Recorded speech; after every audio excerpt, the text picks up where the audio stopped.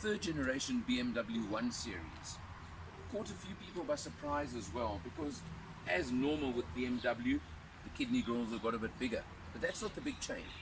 The big change is that a lot of the models are now front wheel drive. After BMW being the last preserve of rear wheel drive on even smaller cars, they've gone front wheel drive as well anyway. Nice mag wheels on the car, as you can see over here, low profile as normal, run flat tires on a BMW. This car has got the M kit fitted to it as well, which does come through every now and then in slightly harder ride. You can feel it on the suspension, etc. A little bit of a body kit along the sides over here as well, you can see. You take a look in the back, of course, one of the complaints about the 1 Series has always been a slightly tight rear seat. The driver's seat is set for myself. You can see it's not bad, a lot better than it used to be, but that is 1 Series for you, and it's something that everybody must understand with the 1 Series. You come around to the back, you'll see over here the sort of ducts over here, the air ducts, a nice effect over here. Of course, a little bit wasted, I'd say, on a 118, but certainly a 135 or something like that, it would come into itself.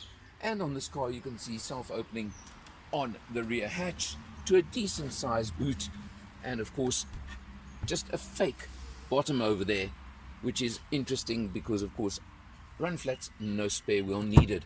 The rear seat split in 3 parts for you if you should need it and want to drop for load space. Press the button, close over here, and you see 118i, which doesn't mean 1.8 like it used to do in the old days. This car is powered by a 1.5 cylinder, a 1.5 litre 3-cylinder engine with turbo, of course, putting out 103 kilowatts, 220 newton meters of torque. So it's got quite a bit of shove as well. You'll feel it, and you can definitely feel it behind the wheel. Let's check it out inside. Behind the wheel, you'll see it's pretty standard BMW fare, as I like to refer to it. We've done 481 kilometers on this test so far, and if I press a few buttons, you will see now that the pertinent figure right now is the fact that I have averaged 6.5 liters per 100 kilometers and still got 269 kilometers left in the tank. So it's pretty good and pretty decent. That's in general driving and overall usage, so I've got no complaints about it. Your typical BMW multifunction steering wheel over here, cruise control as well. All the normal things are there that you'd expect from a BMW, over to, of course, the nice large center screen over there, which you can see now. I've got it on driving information, but you press the home button, and there it is, the not the professional one, it's the more limited one, car navigation. I press over here, and you'll see it goes to the full-size map. It's got all those features that you'd want, down to your dual zone climate control over there. Again, very standard, very normal for BMW. Interesting little feature here is the way that they've got the holder for the phone, a little bit different to what you normally experience, but it actually sits quite nicely over there. But I must comment one thing on this particular car, and I can't explain why, but for some reason I could not get my phone to pair to this particular car. Can't explain it. You come down to the eye controller, as BMW call it. It's got all the standard, and of course you've got the scrolling, etc. over there. Very normal. The typical BMW pistol grip over here, which is for your gear shift, 7-speed automatic on this particular version.